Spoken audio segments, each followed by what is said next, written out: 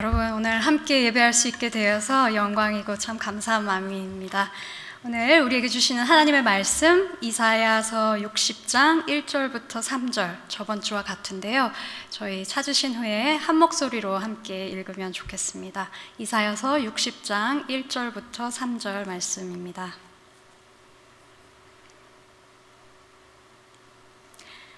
일어나라, 빛을 발하라. 이는 내 빛이 이르렀고 여호와의 영광이 내 위에 임하였음이니라. 보라, 어둠이 땅을 덮을 것이며 캄캄한 만민을 가리려니와 오직 여호와께서 내 위에 임하실 것이며 그의 영광이 내 위에 나타나리니 나라들은 내 빛으로 왕들은 비치는 내 광명으로 나아오리라. 아멘. 여러분, 시간이 참 빨리 갑니다.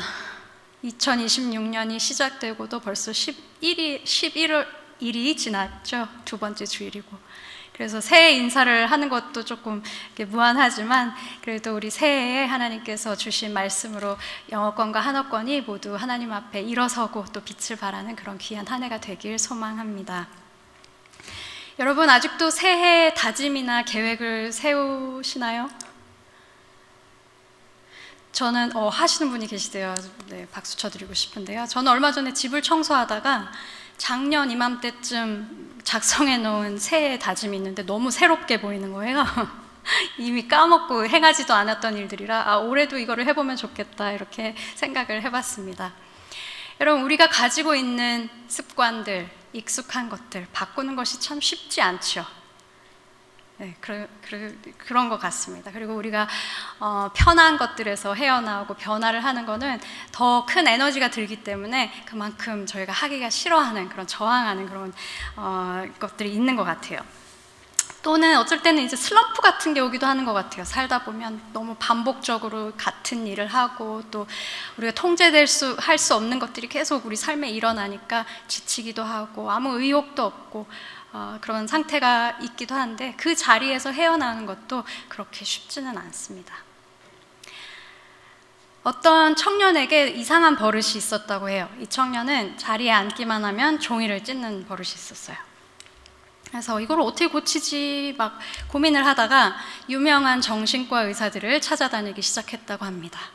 그래서 첫 번째 의사한테 가서 이렇게 얘기를 하니까 그 의사는 이제 심리치료적으로 혹시 자라면서 어떤 트라우마가 있지는 않았는지, 이분이 또 뭐 상처가 있지는 않았는지, 또 최근에 큰 스트레스가 있지는 않았는지 이런 걸 이제 물어보면서 치료를 시작했는데 이 청년이 생각하기에 아무 이유가 없기 때문에 별로 도움을 받지 못하고 나왔다고 해요.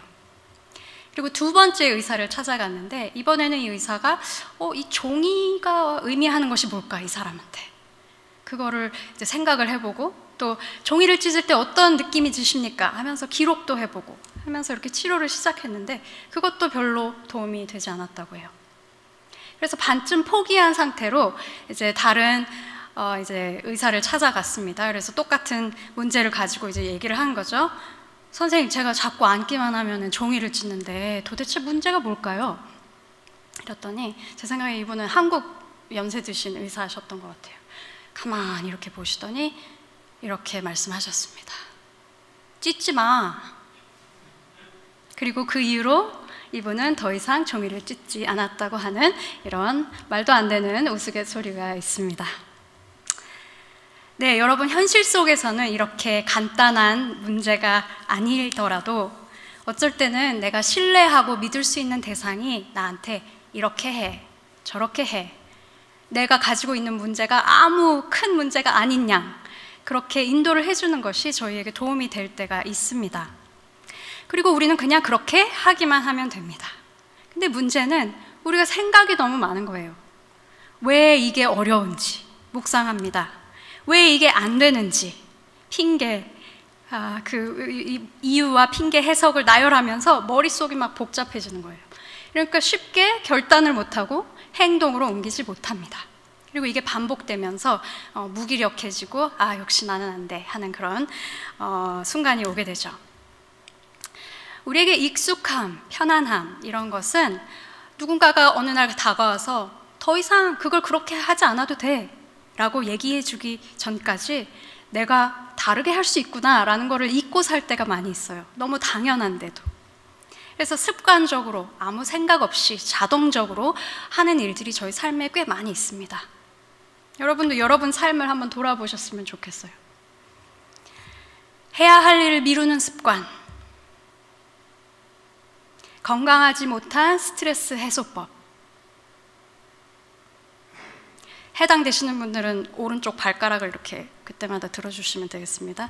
끊어내지 못하는 소모적인 관계와 일들, 파괴적인 생활 패턴, 부정적이고 삐딱한 태도, 남에게 상처를 주는 거친 말투, 계속해서 자기 자신을 남과 비교하면서 비하하며 괴로워하는 그런 생각들.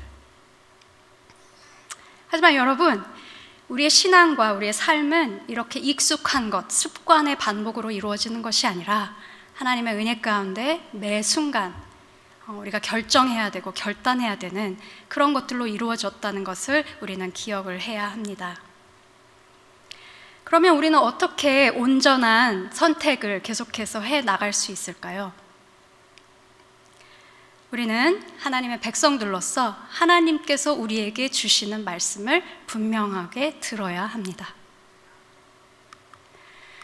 올 한 해 저희 교회에게 주신 말씀, 이사야서 60장 1절에서 하나님께서는 이사야 선지자를 통해서 두 가지를 하라고 말씀하십니다. 뭐죠? 일어나라, 빛을 발하라.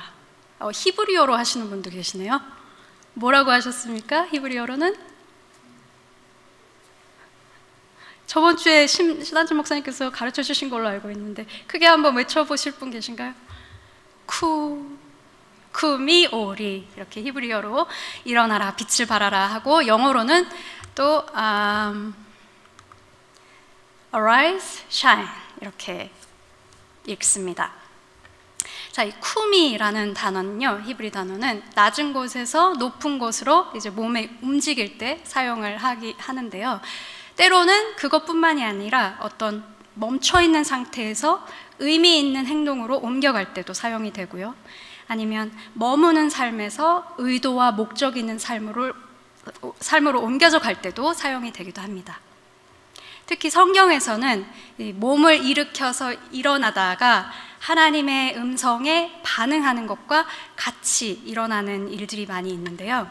예를 들면 창세기 22장 3절에 보면 아브라함이 아침에 일찍 일어나 라고 이제 그 문장이 시작이 되는데, 일어나서 뭘 했냐면 나귀의 안장을 싣고 종 2명을 데리고 이삭을 데리고 하나님께서 명하신 곳으로 번제를 드리러 갑니다. 이삭을 번제를 드리러 가는 거죠.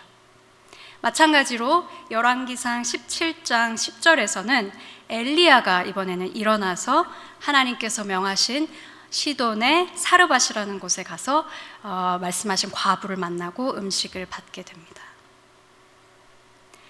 오늘 읽은 이사야 60장 1절 말씀에서 하나님께서 일어나라 명하실 때는 그저 몸으로 일으켜 세우라는 것뿐 아니라 주저앉아서 너희의 상황을 보며 한탄하고 오랜 포로 생활 가운데 지쳐있는 마음을 슬퍼하면서 주저앉지 말고 나의 영광을 보고 내가 너희와 함께한 것을 보고 일어나서 이제 회복하라, 빛을 발하라 하는 그런 의미입니다.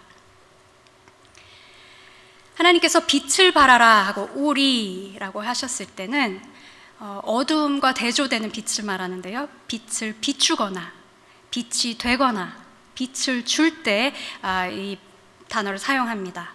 그리고 성경에서 보면 빛은 생명과 연관이 있습니다. 그리고 질서를 세울 때 표현을 하고요, 하나님의 인격이나 영광을 드러낼 때도 표현하는 방법 중에 하나입니다.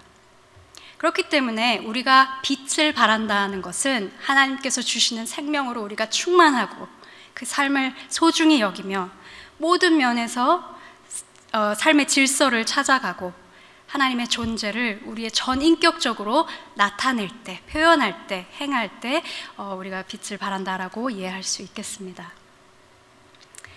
하나님께서는 오늘 이사야서의 말씀으로 우리에게 말씀하십니다. 내 딸아, 내 아들아, 이제 그만 핑계대라. 너를 충만하게 살지 못하게 하는 그 늪같이 얽매이는 있는 생각들을 버려라. 그만 두려워하고, 그만 떨고, 그만 슬퍼해라. 너의 마음속에 있는 그 단단한 무관심을 깨뜨려 버리고 습관적이고 합리적인 불순종으로부터 돌이켜라. 그리고 일어나 빛을 발하라 말씀하십니다. 여러분, 어린 자녀를 키우고 계신 분들이나 혹은 어린 자녀를 키워봤던 분들은 이해를 하실 텐데요. 특히 남자아이들. 우리가 원하는 행동을 아이에게서 얻고자 할 땐 긴 말이나 설명이 오히려 더 장애물이 되죠. 그래서 예를 들면 아이가 들어와서 학교 갔다 와서 옷을 아무 데나 던져놔요. 그래서 이제 이렇게 얘기하는 분들 있죠. 엄마가 몇 번 말했어. 옷이 옷장에 들어가야지. 왜 바닥에 떨어져 있어? 바닥에 있으면 지저분하고 또 누가 넘어질 수도 있고 도대체 몇 번을 얘기해야 알아듣겠어. 이렇게 계속 말을 안 하는 게 문제가 뭐야? 이러죠. 그러면 아이는 어떻습니까? 허공을 이렇게 바라보면서 우주선을 타고 피자를 먹으면서 지구를 탈출하고 있습니다. 원하는 행동이 절대로 나올 수가 없죠. 오히려 그 아이에게 필요한 것은 짧은 세 마디. Jacket in the closet now. 이와 같이 우리 하나님 아버지께서도 오늘 우리에게 이렇게 말씀하시고 있는지 모르겠습니다. Arise, shine now. 너무 이거를 어렵게 생각하지 않으셔도 됩니다. 너무 깊게 이해하려고 하지 않으셔도 됩니다. 그저 그렇게 할 수도 있구나 라고 받아들이시면 됩니다. 그리고 그 들은 것을 믿어보세요. 하나님께서 일어서라고 하셨으니까 일어설 수 있겠구나. 빛을 발하라고 하셨으니까 빛을 밝힐 수 있겠구나. 그저 받아들이는 거죠. 믿는 것이죠. 하나님께서 누군가를 부르시고 사용하실 때는 그 사람의 됨됨이나 그 사람의 준비됨을 보고 부르시지 않습니다. 하나님께서 하실 것이기 때문에 부족한 사람을 부르시는 것입니다. 하나님께서 하실 것이기 때문에 그 사람에게 감당할 힘과 의지를 주시고 어려움을 이겨낼 용기와 믿음을 주실 것이기 때문입니다. 그래서 하나님께서 약속한 것을 이루셨을 때 그 영광을 우리가 차지하는 것이 아니라 온전히 그것을 말씀하시고 이루시는 하나님께서 받으시는 것이죠. 그렇기 때문에 하나님의 말씀엔 권위가 있습니다. 우리에게 소망을 주는, 힘을 주는 권능이 있습니다. 하나님께서는 말씀으로 무에서 유를 창조하셨죠. 어둠 가운데 빛이 있으라 하셨습니다. 혼돈 가운데 질서를 주셨고 공허함을 그분의 아름다움과 지혜로 가득 채우셨습니다. 바로 이 하나님께서 오늘 우리에게 이렇게 말씀하십니다. 일어나라, 빛을 발하라. 이는 내 빛이 이르렀고 여호와의 영광이 내 위에 임하였음이니라. 보라, 어둠이 땅을 덮을 것이며 캄캄함이 만민을 가리려니와 오직 여호와께서 내 위에 임할 것이며 그의 영광이 내 위에 나타나리니 나라들은 내 빛으로 왕들은 비치는 내 광명으로 나아오리라. 하나님의 말씀입니다. 하나님께서 사랑하시는 백성, 하나님께서 거룩히 여기시는 도시 예루살렘이 슬픔 가운데, 좌절 가운데 앉아있을 때에 이 선지자의 말을 듣고 소망을 새롭게 하고 자신의 정체성과 사명을 다시 받아들였듯이 오늘도 우리 각 사람과 우리 교회가 우리가 처한 상황 가운데서 우리가 누구인지, 과연 무엇을 해야 하는지 다시금 깨닫게 되길 소망합니다. 열방의 빛 되신 예수 그리스도께서 우리의 주인 되십니다. 교회는 그분의 몸이죠. 그래서 교회는 이 땅에 이미 하나님께서 주신 빛입니다. 우리는 이것을 듣고 믿고 살아내야 합니다.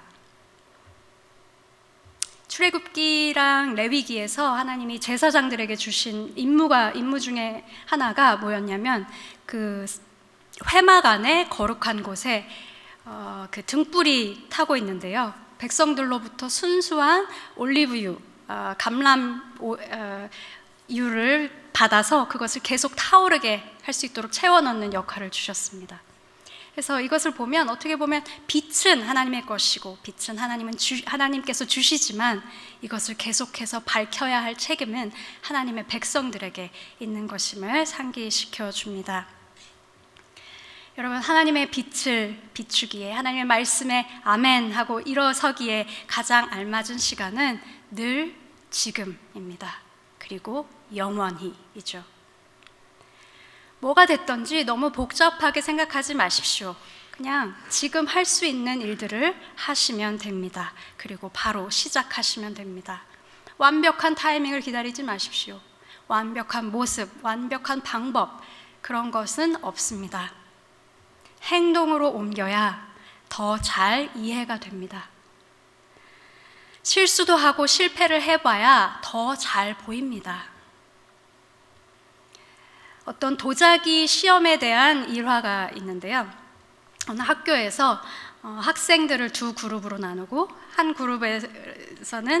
그룹에게는 가장 아름다운, 가장 최상의 도자기를 만들라 하나를 과제를 줬고, 또 다른 그룹한테는 주어진 시간 안에 가장 많은 도자기를 만들어라 이런 과제를 줬어요. 그리고 이제 다 모여가지고 전문가들한테 이제 평가를 요했습니다.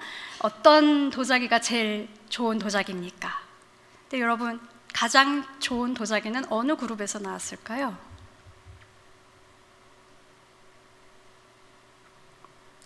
가장 많이 만들라고 한 팀에서 나왔다고 합니다. 그래서 보니까 이 가장 좋은 도자기를 만들려고 한 그룹은 많은 시간을 계획하고 또 생각하고 하는데 많이 소비를 했다고 해요. 하지만 많이 만든 그룹은 계속 해보니까 기술이 늘고 시행착오 중에 아이디어들이 막 생겨나면서 가장 좋은 작품을 역설적으로 만들어냈다는 내용입니다. 여러분, 많이 해봐야 합니다. 행동으로 옮겨야 내 것이 되고 서툴지만 순종을 해봐야 우리의 신앙도 성숙해지는 법입니다. 섬겨보십시오. 묵상도 해보시고 두려운 것들을 조금씩 도전해 보십시오. 혼자 하기 힘들면 같이 해보시면 됩니다. 여러분, 아까 예배 전에 영상 보셨는데 그 목회팀이 다운타운 가가지고 기도도 하고 말씀 카드도 나눠주고 이런 일을 했는데요.